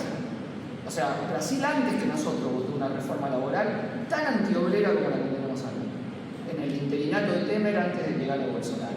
Y esa ley no se tocó en Brasil, o sea, ganó Lula, pero las condiciones materiales heredadas del ciclo Temer-Bolsonaro no tuvieron un cambio sustantivo. ¿Por qué? Y bueno, porque la alianza política que vos tenés con sectores de derecha después te impide que eso está en el Parlamento y no te votan por voltear la ley laboral. Y eso te condiciona. Y ya fue el Frente de Todos. Digo, el Frente de Todos ganó electoralmente, bárbaro, le ganó a Macri, le ganó en primera vuelta, todo. Y no definió qué hacer con la deuda externa, terminaron pagando la deuda externa. No definió qué hacer ante millones que quedaron en bolas en la pandemia y terminaron ese sector social, no el que recibía ayuda de planes o el que estaba ocupado y tenía el repro para trabajar, sino el sector del medio, unos cuantos millones, se lo mileizaron, favorecieron la política de Milei de ganarlos para la derecha. La impotencia absoluta de no subir los salarios a la realidad de la mano. El licuado salarial. Si vos ves la caída salarial en provincia de Buenos Aires, por ejemplo, del sector público, hasta hoy, los 6 años de Axel, son del 34,1%. Los salarios docentes del sector salud y de administración pública, 34,1% de caída. 2 años son de Milei, vos podés decir, bueno, hubo la provincia, etc. Pero hubo 4 años antes donde la caída mayor era 2023. La caída más grande de los salarios del sector público de la provincia. Bueno, y ahí recibían la plata de Alberto Fernández. Entonces ese gobierno que no dio, bueno, vas a reeditar eso, te va a salir de Milei después. Porque o tenés un programa para romper la dependencia con el FMI y la deuda, y enfrentarlo en las calles, y decir, esta deuda no se paga, y confrontamos con el poder económico, confrontamos con la clase dominante, bueno, ahí salía para la Argentina. Yo estoy en contra, obvio, del industricidio. Pero eso no me lleva a defender a la burguesía que prefiere su propio industricidio que algún tipo de enfrentamiento. Yo defiendo la fuerza, no la destrucción de fuerza productiva que está haciendo el capital, pero no a los burgueses. Esos burgueses hay que cambiarlo, no va. Roca no va a salvar a la Argentina de la carencia. Es parte del problema, no es parte de la solución. O sea, ahí tenemos que plantear una estrategia de independencia de los trabajadores respecto a esa burguesía nacional, no de los trabajadores yendo en el carro de la burguesía nacional. Por eso creo que hay que construir un partido de la clase trabajadora que proponga nacionalizar el comercio exterior, entonces hacer una administración coherente y viendo que sí, que no, que entra, que no, en función de los intereses de los trabajadores, pero obviamente yendo en contra de la estrategia de primarización económica que nos dan como lugar en la Dirección Internacional del Trabajo, o sea, lo cual es suicida, o en este escenario donde tenemos una pandemia, guerra, cierre, liquidar tu capacidad productiva es tan vulnerable a cualquier ciclo.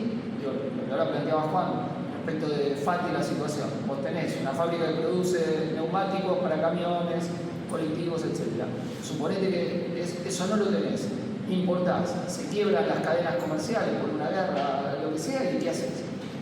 La pandemia mostró la vulnerabilidad, por eso todos los países capitalistas, ¿qué hacen? Tratan de ver cómo mejoran su producción, proteccionismo, barreras arancelarias, nearshoring, o sea, trasladar la producción cercanamente. Eso hacen las potencias capitalistas grandes e intermedias, porque se mostró la vulnerabilidad de la evolución del mundo armónico global. Bueno, y acá estás destruyendo la semi-industrialización que tiene Argentina, la industrialización relativa que tiene, que es un diferencial respecto a los países también semicoloniales, etcétera, pero son importadores, solo productores de materia prima. Eso es suicida. Ahora, ese aspecto, esa decadencia, yo creo que es una ilusión pensar que lo va a superar cualquier frente con tipo de derecho, con publicidad nacional, eso va a continuar la decadencia. A mi entender, a lo que hay que apostar es la disrupción de la clase trabajadora, primero en estos 2 años que quedan, porque puede haber situaciones de crisis y aceleramiento de la crisis. O sea, que no tengamos en la visión que eso no va a pasar. Ojo, que el mundo está totalmente volátil. Ahora, ¿puede no darse eso? Puede también. No digo que eso es inevitable. Lo que digo es que un aceleramiento de la crisis es posible porque hay situaciones de fragilidad estructural, que es menos 16.000 millones de dólares de reserva. Y que ni bien empieza la crisis del petróleo, ahora con la guerra, los 6 principales bancos de inversión del mundo dicen retirada de la Argentina, no ir a Argentina, retirada de la Argentina. Todo el esquema que tienen es un esquema donde alientan inversiones en los sectores extractivistas que no son grandes generadores de empleo.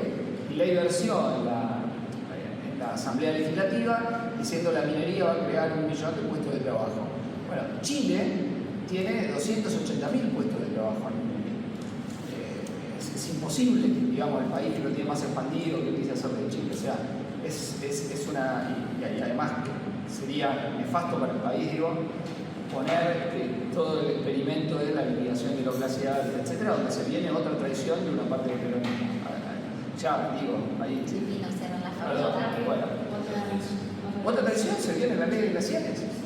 Se viene donde los diputados que vienen de las provincias mineras ya están para votar ahí, en la línea extractivista. Entonces ahí hay un punto jorobado. Bueno, termino movilizar el 24, coincido, estamos todos a la calle con las consignas que creamos, con la política que creamos. Obvio, yo creo que hay que denunciar no solo a Milei, sino a los cómplices de Milei, los que han tenido la complicidad en esto que ha pasado. Porque se podía derrotar la reforma laboral, me parece que es un nivel que tenemos que, por lo menos que yo tengo, ¿no? Bueno, gracias. ¿Cuánto tengo? 10 minutos y se quedan hasta las 10. Bueno, 5 minutos. A ver, hay muchas discusiones en simultáneo, por lo cual voy a tratar de conectarlas. Porque está la lucha contra la proscripción de Cristina, está la lucha... Estoy de acuerdo, con la libertad de Cristina contra el Lufer. Eso. Lo que planteaba el compañero de revisar la discusión sobre la organización del movimiento popular, lo que planteaba la compañera sobre las estructuras políticas tradicionales, por así decirlo, lo que planteaba el compañero sobre el discurso de los opositores en defensa de la Constitución, pero después la aparente inexistencia de una base social impuesta a defender la Constitución. Bueno, hay como varias discusiones y la necesidad de un planteo optimista frente a la situación.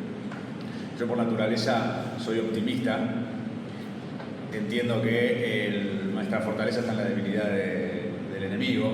En ese sentido, tomo lo que decía Chipi sobre la debilidad de Milei. Estuvo a 2 días de quedarse sin dólares el año pasado y lo sacó Trump, pero esa fragilidad estructural sigue existiendo y la guerra profundiza todas esas contradicciones, esa tendencia al colapso, y creo que ese es el fundamento de nuestro optimismo. Después, naturalmente, las discusiones que se plantearon sobre todo tienen que ver, en función de toda esta caracterización. ¿Qué hacemos y cómo lo hacemos? Y en ese sentido, me parece que hay muchas cosas para discutir, que las voy a tratar de decir muy breves. Primero, naturalmente nosotros estamos en contra de la proscripción de Cristina, estamos en contra de esa resolución trucha de la Corte Suprema que ni siquiera fue una sentencia, y sobre todas las cosas entendemos que habría que construir un movimiento popular contra la proscripción, contra el lawfare. Y creo que en la lucha contra Cristina pasa algo similar a lo que pasa en general con el movimiento popular en Argentina, que es que se perdió esa tradición frentista de frente, de militancia frentista, de hacer frente. Hay un desarrollo muy fuerte del internismo, de la división, en todos los terrenos, y esto no es contra nadie en particular. Lo digo sobre todas las cosas con lo que decía Pablo también de, los dirigentes que le preguntan y dicen hay que defender la Constitución, pero después dicen que la gente no está dispuesta. A mí cuando un dirigente me empieza a hablar de lo que la gente quiere o no quiere, y que como la gente no quiere, entonces no se puede, hacete cargo vos como dirigente o dirigenta, no le eches la culpa a la gente. Cuando los dirigentes le echan la culpa a la gente están equivocando.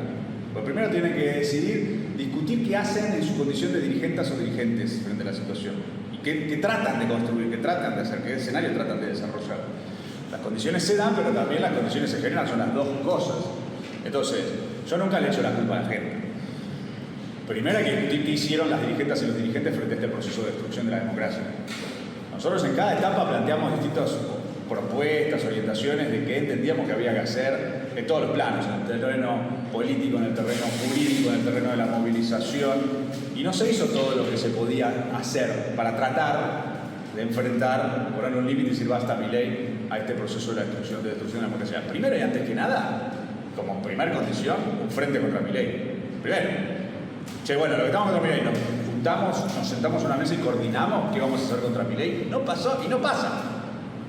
Y eso es responsabilidad de los dirigentes, no tiene nada que ver con la gente con eso. Al revés, la gente que está en contra de Milei nos dice júntense contra Milei y déjense joder, pero cualquiera te lo dice. Nos está cagando de hambre, dejando sin trabajo, cerrando las empresas, es todo un desastre. Júntense y hagan algo en contra de este. Ese es el clamor del lado de los que están en contra de Milei, no de los que están a favor. Pero nosotros los que estamos contra Milei, primero pensemos los que estamos contra Milei. Entonces esa falta de coordinación se desenvuelve en el terreno de las direcciones políticas y después se verifica en cada uno de los planos y en cada una de las luchas por las distintas situaciones.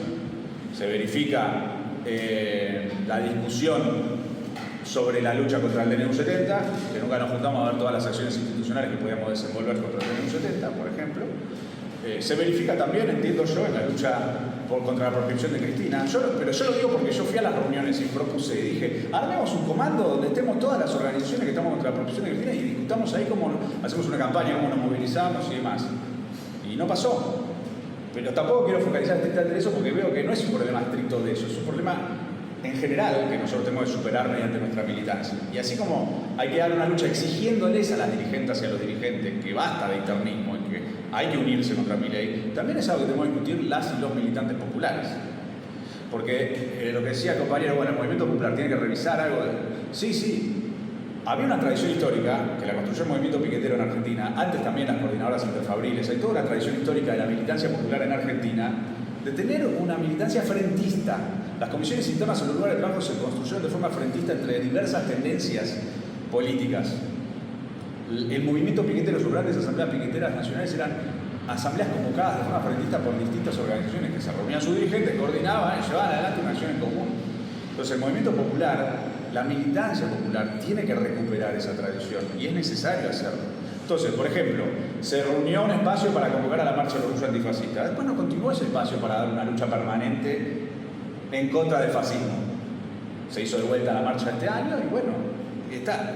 Para dar otro ejemplo, para mostrar que es un problema que pasa, el movimiento piquetero viene sufriendo golpes muy fuertes por parte del gobierno a sus conquistas históricas y no logramos, y nosotros lo planteamos, reuniones de las organizaciones piqueteras para discutir en la defensiva y en el repliegue qué sí puede hacer el movimiento piquetero y cómo responde a esas agresiones y esos ataques del gobierno nacional. Entonces, ahí hay una disputa para dar. Porque, y esto me parece que es lo más importante y lo que nos tiene que generar optimismo, no estoy de acuerdo en que no está la gente para desenvolver esas luchas. Yo no estoy de acuerdo. Lo vamos a ver el 24 de marzo. El 24 de marzo la marcha va a ser multitudinaria. O sea, y la marcha es por la democracia, esa marcha. Esa marcha es una marcha democrática, no es una marcha por la dictadura del proletariado. Es una marcha diciendo no a la dictadura, sí a la democracia, no al genocidio, sí a los derechos humanos, el contenido masivo de esa movilización. Después, como decía Chipi, cada uno va con su consigna. Nosotros iremos con el juicio político, otros irán con otra. Agrego, el fin se pronunció en contra la guerra, el partido piquetero presentó el juicio político contra Milei por la guerra. Sería bueno que el fin se pronuncie sobre el juicio político. Eso estoy de acuerdo que pueda responder por lo menos eso. Para que no me quede yo con la última palabra. Pero el cierre así ya terminamos, pero me parece que como está la gente del 24 de marzo, el paro que decía Chipi, las movilizaciones multitudinarias contra Milei, la lucha estudiantil, la lucha de los jubilados, bueno, las movilizaciones que se vienen produciendo contra el gobierno de Milei son de masas, cientos de miles, históricas. Y muchas veces vamos a reuniones y decimos, uy, pero la gente no quiere, uy, pero ahí tengo un vecino que sigue bancando a Milei, y nosotros nos tiramos para abajo nosotros. Está todo bien con el vecino que sigue inventando a Milei, pero ese veremos cómo saca sus conclusiones. Por ahí lo rajan del laburo mañana y saca la conclusión de que no tiene que estar más con Milei, como pasa hoy en día. Pero primero pensemos lo que estamos en contra de Milei. Juntarnos y militar juntos, y armar los plenarios militantes, las asambleas, los comités, las reuniones, desenvolver esa lucha militante en común. Y con esto termino. Y con eso ir tratando de construir el músculo social para una estructura política que sea de otras características populares, distintas a lo que decía compañero de las estructuras políticas tradicionales. Ahora, los partidos no se improvisan de forma tan veloz. Toma años y años y años y años y años, incluso décadas en construirlos. Entonces, está bien, nosotros tenemos que hacer todo esto que acabo de decir y que eso sea el fundamento para la construcción de una nueva alternativa política. Ahora, en simultáneo también tenemos que ganarle la elección a Milei. Si no va a progresar el juicio político, seguro que ganarle la elección a Milei. Y esa discusión tiene que tener la militancia popular. ¿Vamos a tener otros 4 años Milei o no? No hay que tener otros 4 años Milei. Esa es la respuesta, no a otros 4 años Milei. Entonces, hagamos todo lo posible para ganarle la elección a Milei, con el mejor que se pueda. Tratemos de construir lo mejor que se pueda para el 27, pero cuando lleguemos al 27, juntemos todo lo que haya que esté en ese momento disponible para efectivamente ganarle a Milei, porque otros 4 años de Milei serían muy graves y no lo podemos tolerar. Entonces, si vemos que hay movilizaciones multitudinarias, militancia dispuesta, que lo que falta es esa coordinación frentista, que existe la posibilidad de ganarle porque viene cayendo en popularidad, porque el industricidio le está generando problemas de crisis política, de gente que lo deja de bancar, porque la guerra le va a generar consecuencias muy graves, porque no tiene los dólares, porque hay que ver si transiciona. Hay que ser optimista de que le podemos ganar. Y si somos optimistas de que le podemos ganar, convencidos, podemos militar esa campaña política sobre las dirigentes, sobre los dirigentes y tomando decisiones sobre nuestra propia actividad. Porque somos libres cuando decidimos qué hacemos con lo que hicieron de nosotros. Y cuando tomamos decisiones sabiendo que cuando decidimos por nosotros estamos decidiendo por todos. Cuando vamos a la marcha lo hacemos pensando, esto lo hago porque pienso que es lo que todo el mundo debería hacer. Y con ese ejemplo insuflar el optimismo, la predisposición, el entusiasmo a las compañeras y a los compañeros para que se sumen a militar.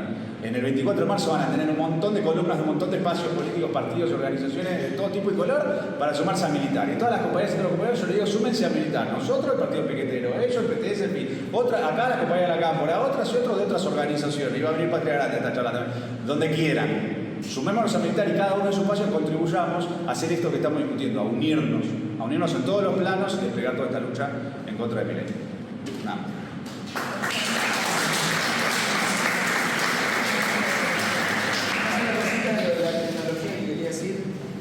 No nos confundamos porque la tecnología se resignifica cuando la gente cambia las cosas. En Minneapolis usaban todo lo que usaban para voltear y dominar, y nueva subjetividad, la gente lo usó para enfrentar.